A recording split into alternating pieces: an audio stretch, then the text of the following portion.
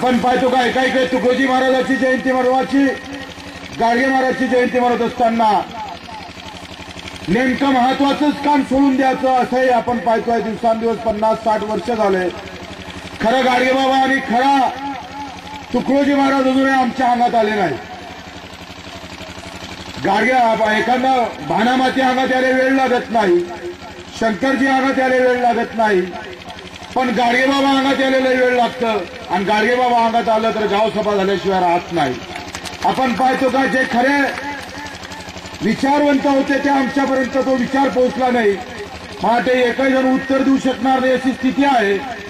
गाडगे बाबानं कोणता चमत्कार केला का, तुकडोजी महाराजांना चमत्कार केला असं नाव सांगता येईल का?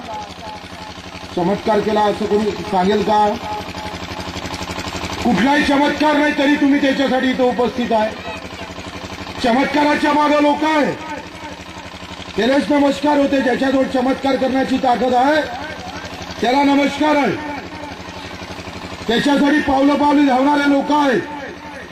पण ज्यांना या देशाला विचार दिला, ज्या विचारावर खऱ्या अर्थानं देश उभा राहू शकतं, इतके मोठे विचार राष्ट्रसंत तुकडोजी महाराजांना आणि गाडगेबाबांना दिले, महात्मा ज्योतिबा फुलेनं दिले, बाबासाहेब आंबेडकरनं दिले, छत्रपती शिवरायनं दिले.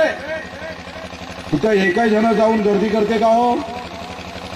गजानन महाराजच्या ठिकाणी जितके जाता, बालाजीला जितके जाता, शिर्डीला जितकी गर्दी होते, तिथं तुकडोजी महाराजच्या ठिकाणी गर्दी होते का हो? गाडगे महाराजच्या गावात गर्दी होते का हो? महात्मा ज्योतिबा फुलेच्या गावात गर्दी होते का हो? आंबेडकरांच्या गावात गर्दी होते का? चमत्कार करणाऱ्याच्या ठिकाणी गर्दी आहे. मंदिरं मोठे झाले, भव्य झाले, त्याच्याबद्दल दुमत नाही. पण ज्यांनी या देशाला विचार दिला त्याचं गाव आणि नाव आम्हाला आठवत नाही. बलिदान करणाऱ्याचं नाव नाही, ज्यानं विचार दिला त्याचं नाव नाही, पण अंगारा देणाऱ्याचं नाव मोठं आहे. अंगारा देणारा गावागावात उभा होते आणि त्याची वर्गणी गावागावात जमा होऊन पुण्यतिथी चांगली होते. 50-60 वर्षा अगोदर ज्याने या देशासाठी बलिदान केलं त्याने लोक विचारायला लागले. आणि 2-3 दिवस अगोदर डुप्लिकेट गजानन महाराज झाला आणि अंगारा दिला का आमच्या माय माझ्या तिथे गेल्याशिवाय राहत नाही.